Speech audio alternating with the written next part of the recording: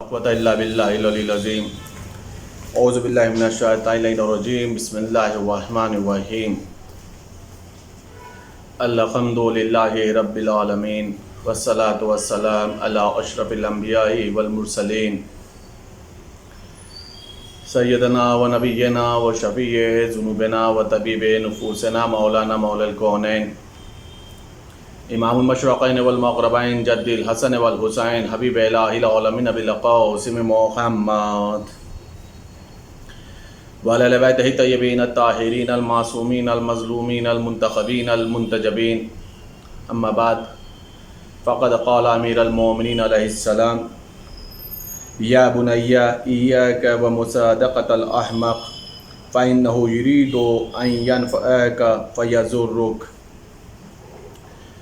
عزیزان گرامی، نہج البلاغہ کے اندر بعنوان درس نہج البلاغہ ہماری گفتگو ہو رہی ہے۔ آج میں نے مولا متقیان حضرت علی بن ابی طالب علیہ السلام کے جس جملے کی تلاوت کا شرف حاصل کیا ہے، یہ جملہ اس کے آگے بھی ہے اور طویل ہے۔ اس کے اندر مولا یہ بتا رہے ہیں کہ تمہیں کس سے دوستی کرنا چاہیے اور کس سے دوستی نہیں کرنی چاہیے۔ تمام جملوں کا خلاصہ یہ ہے کہ مولا فرما رہے ہیں کہ تم بے وقوف سے دوستی نہ کرو، بخیل سے دوستی نہ کرو۔ مولا فرما رہے ہیں فاجر انسان سے دوستی نہ کرو، جھوٹے انسان سے دوستی نہ کرو۔ اور مولا امیر المومنین نے سبب بھی بیان فرمایا ہے کہ کیوں نہیں کرو۔ بے وقوف ہوگا اور بے وقوف سے تم نے دوستی کی ہے تو اس سے تمہیں کیا نقصان پہنچے گا۔ بخیل ہوگا اور اس سے تم نے اگر دوستی کی ہے تو تمہیں اس سے کیا ضرر پہنچے گا۔ جھوٹے انسان سے اگر تم نے دوستی کی ہے تو اس کا تمہیں کیا خامیازہ بھگتنا پڑے گا، وہ تمہیں کیا نقصان پہنچائے گا۔ اس کے سلسلے سے مولا گفتگو کر رہے ہیں۔ فاسق و فاجر انسان سے دوستی کرو گے تو تمہارے ساتھ کیا وہ ہیلے کرے گا، وہ کیا مکر کرے گا۔ یعنی کہنے کا مفہوم اور مطلب یہ ہے مولا کے اس جملوں کا کہ جب بھی دوستی کرو تو احمق کے مقابلے میں عقل مند سے دوستی کرو۔ اگر دوستی کرنا ہے تو بخیل کی جگہ سخی سے کرو۔ اگر دوستی کرنا ہے تو فاسق و فاجر کی جگہ متقی اور پرہیزگار انسان سے دوستی کرو۔ اگر تمہیں دوستی ہی کرنا ہے تو کاذب اور جھوٹے انسان کی جگہ تم سچے اور صدق دل والے انسانوں سے تم دوستی کرو، اس لیے کہ وہ دوستیاں تمہیں فائدہ نہیں پہنچائیں گی۔ لیکن اگر اس معیار کے دوست تمہارے ہوں گے جو سخی بھی ہوں، سچے ہوں، فاسق و فاجر نہ ہوں، عقل مند ہوں، تو وہ دوستی تمہیں دنیا اور آخرت دونوں میں فائدہ پہنچائے گی۔ اس سے تمہیں نہ خطرہ ہوگا، نہ ضرر ہوگا، نہ نقصان ہوگا۔ اور کمال یہ ہے کہ یہ مولا نے جو گفتگو کی ہے، یہ مولا امام حسن علیہ السلام سے کلام کیا ہے۔ حقیقت میں مولا امیر المومنین نے جو یہ کلام کیا وہ خطاب امام حسن سے ہے، لیکن در حقیقت یہ خطاب ہم لوگوں سے ہے، اس لیے کہ آل محمد تو ویسے بھی عقل اول ہیں۔ آل محمد تو خود ہی متقینوں کے سردار اور متقینوں کے امام ہیں۔ آل محمد تو خود ہی جود و سخا کے دریا ہیں۔ آل محمد کا ان چیزوں سے کوئی مسئلہ نہیں ہے، یہ حقیقت میں ہم لوگوں کو سمجھانے کے لیے مولا امیر المومنین نے امام حسن کو خطاب کیا ہے۔ در حقیقت مخاطب ہم لوگ ہیں کہ تم ہمارے چاہنے والے ہو، تمہیں کس سے دوستی کرنا چاہیے اور کس سے دوستی نہیں کرنا چاہیے۔ مولا ارشاد فرما رہے یا بنی ایاک ومصادقۃ الاحمق فإنہ یرید ان ینفعک فیضرک۔ اے فرزند بیوقوف سے دوستی نہ کرنا، کیونکہ وہ تمہیں فائدہ پہنچانا چاہے گا تو نقصان پہنچائے گا۔ ارادہ ہوگا کہ وہ تمہیں فائدہ پہنچائے، لیکن فائدے کی جگہ تمہیں نقصان نصیب ہوگا۔ کیوں؟ چونکہ اس کے پاس عقل نہیں ہے، چونکہ وہ بیوقوف ہے، احمق ہے، اس کے اندر تمیز نہیں ہے کہ فائدہ کس میں ہے، نقصان کس میں ہے۔ نتیجہ کیا ہوگا؟ ارادہ تو اس کا صحیح ہے کہ وہ چاہتا یہ ہے کہ تمہیں فائدہ پہنچائے، لیکن چونکہ وہ عقل جیسی دولت سے غریب ہے، لہٰذا وہ تمہیں بجائے فائدہ پہنچانے کی اس کی دوستی تمہیں نقصان پہنچائے گی۔ اس کے بعد مولا فرما رہا ہے وَإِيَّاكَ مُصَادَقَةَ الْبَخِيلِ فَإِنَّهُ يَبْعُدُ عَنْكَ أَحْوَجَ مَا تَكُونُ إِلَيْهِ۔ اور اے میرے لال امام حسن، بخیل سے، کنجوس انسان سے دوستی نہ کرنا، کیونکہ جب تمہیں اس کی مدد کی انتہائی احتیاج ہوگی تو وہ تم سے دور بھاگے گا۔ بخیل کے مزاج میں نہیں ہے مدد کرنا، اور جب تمہیں کسی کی مدد کی ضرورت ہوگی، تم نے بخیل انسان سے اگر مدد طلب کر لیا، وہ بھی ایسے موقع پہ جس وقت تمہیں خاص طور پہ مدد کی بہت زیادہ ضرورت ہے۔ مولانا لکھا انتہائی احتیاج، یعنی بہت زیادہ تم محتاج ہو اس وقت مدد کے، اور اس وقت اگر تم نے بخیل انسان سے مدد طلب کی ہے تو وہ تمہاری مدد نہیں کرے گا، وہ تمہاری نصرت نہیں کرے گا، وہ تم سے دور بھاگے گا۔ اس کا مطلب یہ ہے کہ بخیل انسان کسی بھی اعتبار سے ناصر نہیں بن سکتا، مددگار نہیں بن سکتا، چونکہ اس کے مزاج میں نہیں ہے خرچ کرنا، اس کے مزاج میں نہیں ہے کسی کے کام آنا، اس کی فطرت میں نہیں ہے کسی کے لیے سینہ سپر بننا، اس کے نیچر میں نہیں ہے کہ وہ کسی کی مدد کرے۔ لہٰذا مولا فرمانے خبردار بخیل انسان سے میرے لال حسن دوستی نہ کرنا، اس لیے کہ اگر تم نے بخیل انسان سے دوستی کی تو جس وقت تمہیں مدد کی ضرورت ہوگی وہ تم سے دور بھاگے گا۔ اس کے بعد مولا فرما رہے وَمُصَادَقَةَ الْفَاجِرِ فَإِنَّهُ يَبِيعُكَ بِصَانِهِ۔ اے میرے لال خبردار، کبھی بھی تم فاسق و فاجر اور بد کردار انسان سے دوستی نہ کرنا، ورنہ وہ تمہیں بہت ہی ہلکی رقم کے اوپر تمہیں بیچ ڈالے گا، معمولی سی رقم کے اوپر، حقیر سی رقم کے اوپر فاسق و فاجر انسان تمہیں بیچ دے گا، چونکہ اس کے مزاج میں فسق و فجور ہے، کوڑیوں کے دام میں۔ مولا فرما رہے ہیں وہ تمہیں بیچ دے گا۔ اس کے بعد مولا فرما رہے ہیں وَإِيَّاكَ مُصَادَقَةَ الْكَذَّابِ فَإِنَّهُ كَالسَّرَابِ يُقْرِبُ عَلَيْكَ الْبَعِيدَ وَيُبْعِدُ عَلَيْكَ الْقَرِيبَ۔ اور اے میرے لال خبردار، کبھی کسی جھوٹے انسان سے دوستی نہ کرنا، کبھی کسی کذاب انسان سے دوستی نہ کرنا، جھوٹے انسان سے دوستی نہ کرنا۔ کیوں؟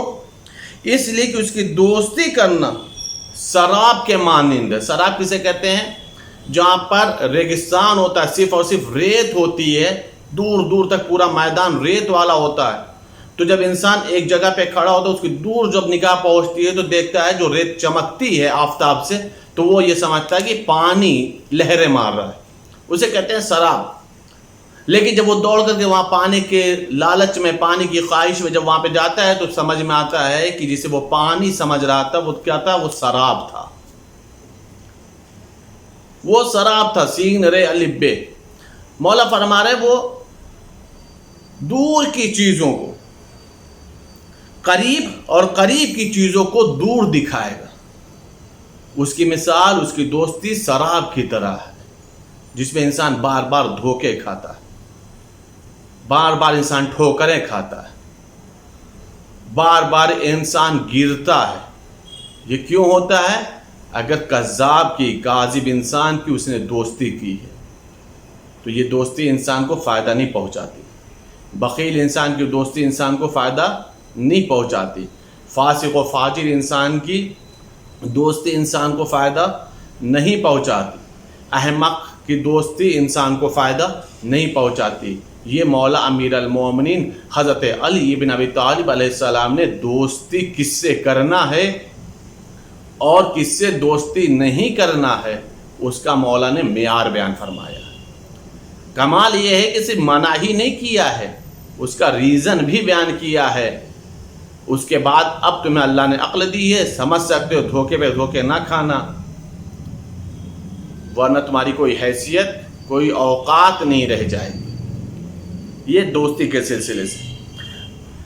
مولا امیر المومنین کا دوسرا قول, مولا فرما رہے ہیں لا قربت بالنوافل اذا اضرت بالفرائض. مستحبات سے قرب الہی نہیں حاصل ہو سکتا جبکہ وہ واجبات میں سد راہ ہوں, واجبات میں وہ رکاوٹ ہو.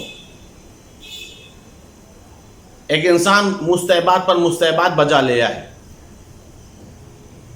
مستحب نوافل پڑھ رہا ہے, مستحب نمازیں پڑھ رہا ہے, لیکن کمال یہ ہے کہ اس سے واجب ترک ہو رہا, واجب رک رہا ہے. یہی مستحبات جس کے اوپر وہ بہت زیادہ محنت کر رہا ہے, اس کو اتنا تھکا دیتے ہیں کہ وہ واجبات کو, وہ فرائض کو ادا نہیں کر پاتا. تو مولا فرما رہے ایسے مستحبات سے انسان قرب الہی حاصل نہیں کر سکتا. اس جملے کے مفہوم کو پہلے سمجھنے کی ضرورت ہے. کوئی یہ نہ سمجھ لے کہ مستحبات سے مولا نے منع کیا ہے. نہیں, مولا نے مستحبات سے منع نہیں کیا ہے. مولا نے اس بات کی طرف توجہ دلائی ہے کہ واجبات کے ساتھ مستحبات کو بجا لایا جائے, صرف اور صرف مستحبات کو بجا نہ لایا جائے کہ اس کا نتیجہ یہ ہو کہ انسان فرائض کی ادائیگی, واجبات کو ترک کرنے لگے. واجبات اور مستحبات کو دونوں کو لے کے چلنا, فرائض کو تو ادا کرنا ہی, اس کے بعد مستحبات پر انسان عمل کرے. ایسا نہ ہو کہ کثرت مستحبات کی بنیاد کے اوپر, کثرت مستحبات کی بنا کے اوپر انسان واجبات اور فرائض سے دور ہو جائے. اگر ایسا کرے گا تو وہ انسان قرب الہی کو حاصل نہیں کر سکتا, خدا بند عالم کی قربت کو حاصل نہیں کر سکتا. مولا امیر المومنین ایک جملہ ارشاد فرما رہے ہیں, مولا فرما رہے ہیں لسان العاقل وراء قلبہ وقلب الاحمق وراء لسانہ. مولا فرما رہے عقل مند کی زبان اس کے دل کے پیچھے اور بے وقوف کا دل اس کی زبان کے پیچھے. عقل مند کی زبان جو ہوتی ہے اس کے دل کے پیچھے ہوتی ہے, اور بے وقوف کا دل اس کی زبان کے پیچھے. سید رضی علیہ الرحمہ فرماتے یہ ہیں کہ یہ جملہ عجیب اور پاکیزہ معنی کا حامل ہے. مقصد یہ ہے کہ عقل مند اس وقت زبان کھولتا ہے جب دل میں غور و فکر کر لیتا ہے, اور جب غور و فکر سے کوئی نتیجہ اخذ کر لیتا ہے تب جا کر کے وہ کلام کرتا ہے.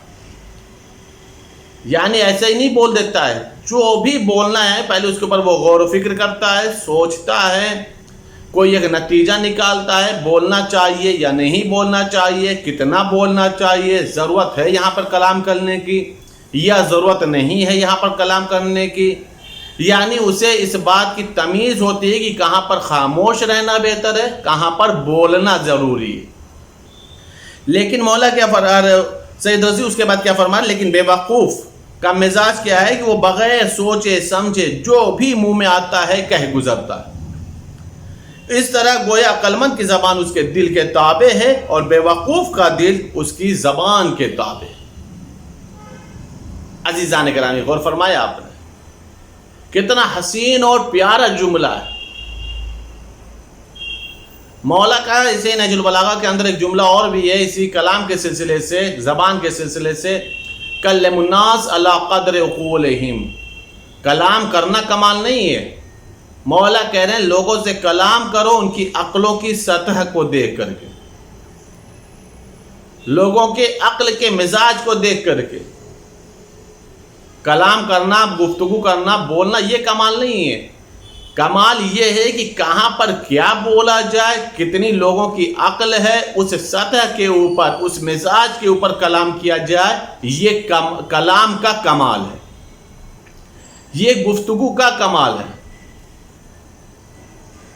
ایک جاہل انسان کے سامنے ایک انسان فلسفہ پڑھنے لگے, لاجک سمجھانے لگے, تو وہ بیچارہ لاجک اور فلسفہ کیا سمجھے گا, لیکن وہ بھی کلام کر رہا. کمال یہ نہیں ہے، کمال یہ ہے کہ جہاں پر فلسفے کی ضرورت ہو، لاجک کی ضرورت ہو، وہاں پہ لاجک اور فلسفہ بولا جائے. جہاں پر لاجک اور فلسفہ سمجھنے کی صلاحیت نہ ہو، وہاں پر انسان کی اس سطحی مزاج کے مطابق سطحی انداز سے کلام کیا جائے، اس لیے تاکہ کلام ان کے دل و دماغ میں اتر سکے. تاکہ جب دل و دماغ ان کے کلام اترے گا تبھی تو ظاہر سی بات ہے وہ اگر عمل کا مسئلہ ہوگا تو عمل کرے گا. اچھی باتیں ہوں گی تو اس کے اوپر وہ عمل کرے گا، بری باتیں ہوں گی تو اس کو روکے گا. لیکن جب سمجھے گا ہی نہیں وہ انسان کہ کلام کیا کیا گیا، بتایا کیا گیا ہے، تو وہ گفتگو بے سود ہوگی، بے فائدے ہوگی، اور اس کا کوئی مقصد نہیں ہوگا. اسی طریقے سے یہ مسئلہ زبان کے سلسلے سے یہاں پر بھی مولا فرما رہے ہیں کہ عقل مند کی زبان اس کے دل کے پیچھے ہوتی اور بے وقوف کا دل آگے ہوتا. دل کے آگے زبان ہوتی ہے، جو منہ میں آتا ہے وہ کلام کرنے لگتا ہے. عقل مند انسان بہت ہی غور و فکر کرنے کے بعد اپنی بات کو مکمل کرتا ہے. عزیزان گرامی، ماہ محرم الحرام بالکل قریب آ گیا. محرم کے لیے انسان اپنے آپ کو آمادہ کرتا ہے.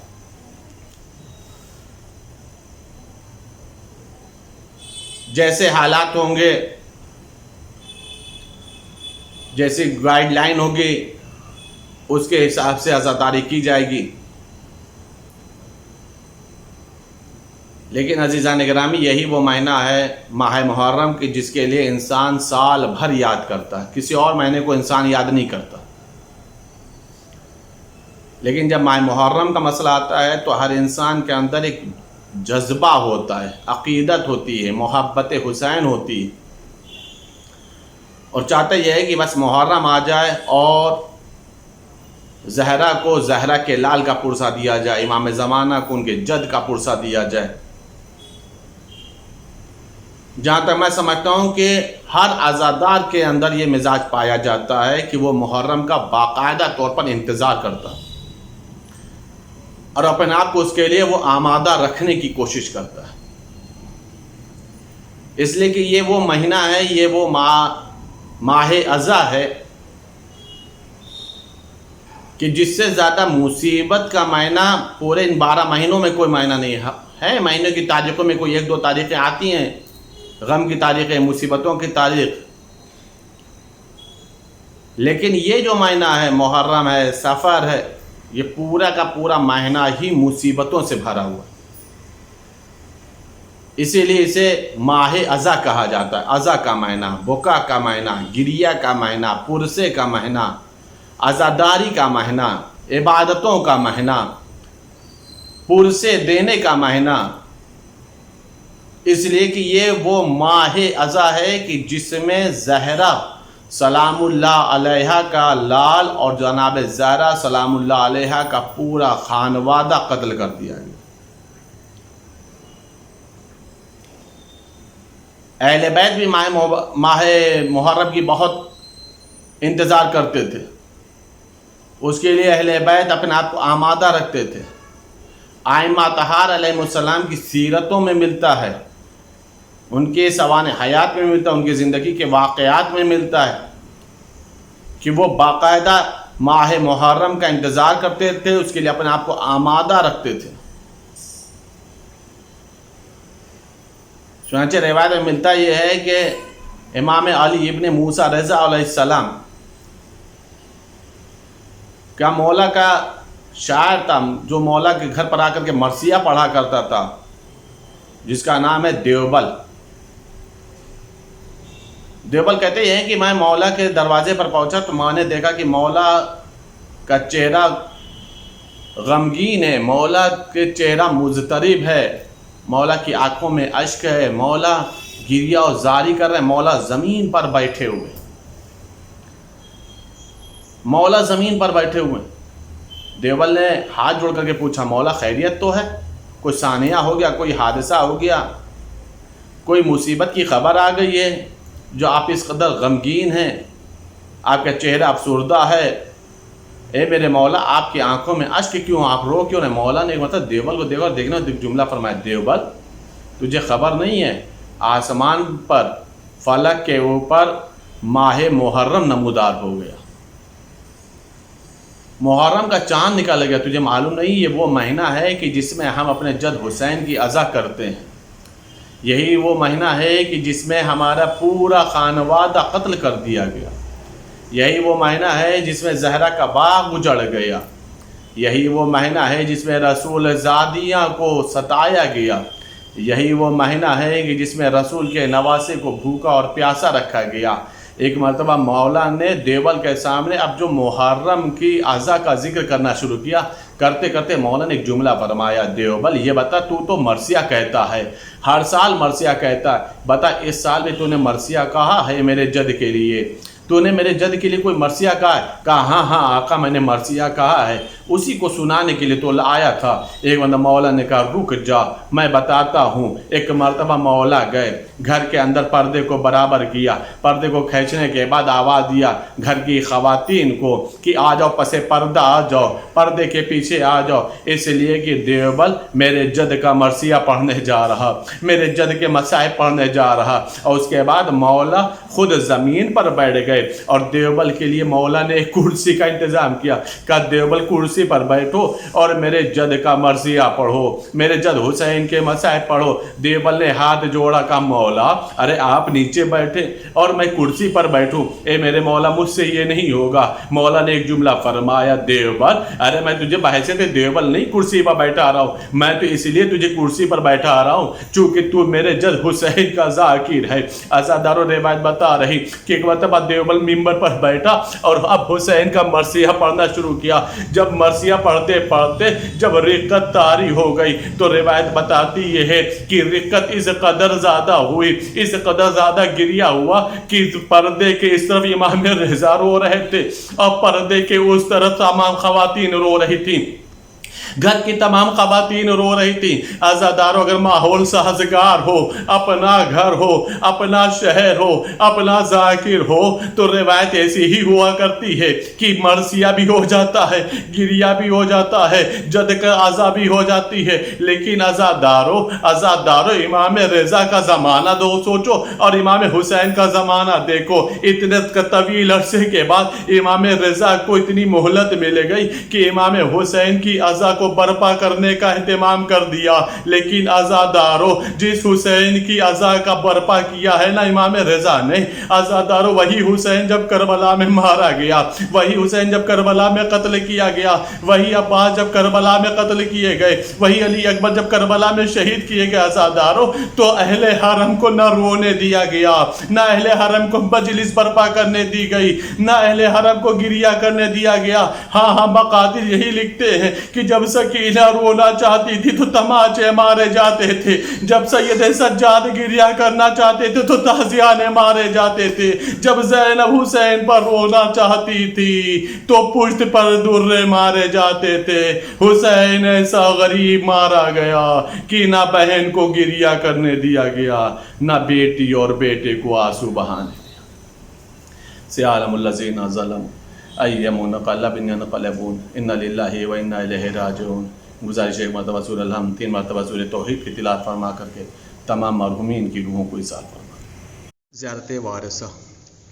السلام علیکم یا ابا عبداللہ، السلام علیکم یا ابن رسول اللہ، السلام علیکم ورحمۃ اللہ وبرکاتہ، السلام علیکم یا وارث آدم صفوۃ اللہ، السلام علیکم یا وارث نوح نبی اللہ، السلام علیکم یا وارث ابراہیم خلیل اللہ، السلام علیکم یا وارث موسیٰ کلیم اللہ، السلام علیکم یا وارث عیسیٰ روح اللہ، السلام علیکم یا وارث محمد حبیب اللہ، السلام علیکم یا وارث امیر المؤمنین، السلام علیکم یا ابن محمد المصطفیٰ، السلام علیکم یا ابن علی المرتضیٰ، السلام علیکم یا ابن فاطمۃ الزہرا، السلام علیکم یا ابن خدیجۃ الکبریٰ، السلام علیکم یا سار اللہ و ابن سارہ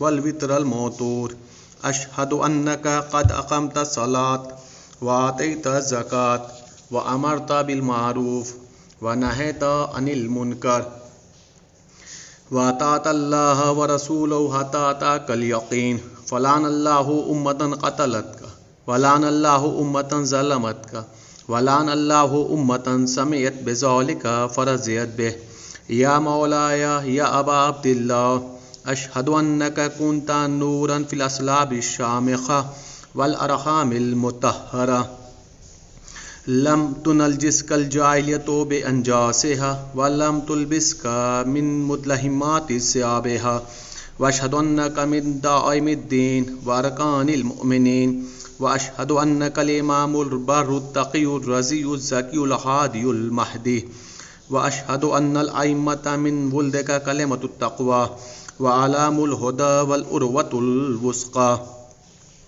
والحجة على أهل الدنيا وأشهد أن الله وملائكته وأنبياءه ورسوله أني بكم مؤمن وبأيابكم موقن بشرع ديني وخواتيم عملي وقلبي لقلبكم سلم وأمري لأمركم متبع صلوات الله عليكم وعلى أرواحكم وعلى أجسادكم وعلى أجسامكم وعلى شاهدكم وعلى غائبكم وعلى ظاهركم وعلى باطنكم.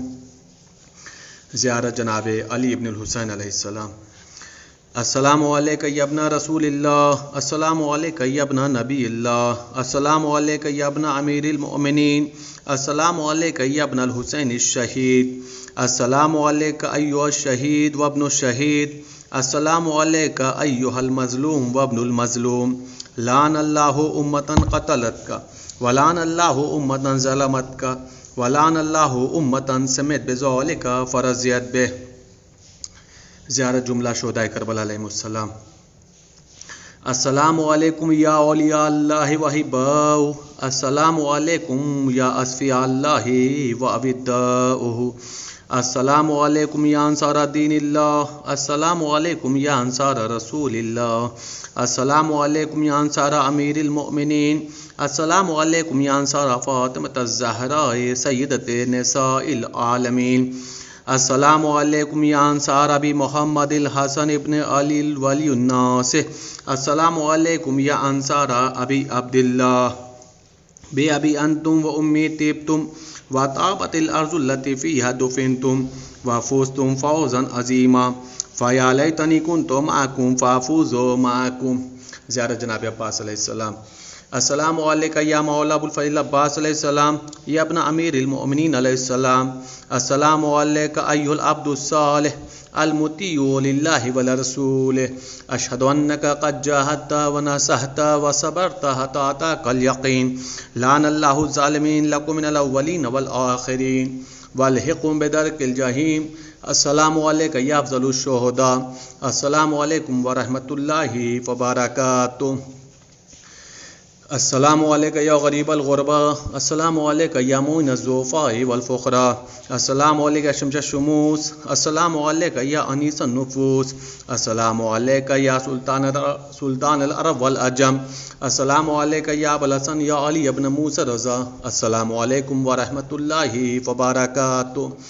السلام علیکہ یا صاحب العصر والزمان، الامان الامان الامان من فتنۃ الزمان، السلام علیکہ یا شیخ القرآن، السلام علیکہ یا خلیفۃ الرحمن، السلام علیکہ یا امام زمانہ ھذا عجل اللہ تعالی فرجک وسہل اللہ تعالی مخرجک وظہورک واجعلنا من اعوانک وانصارک ورحمۃ اللہ وبرکاتہ.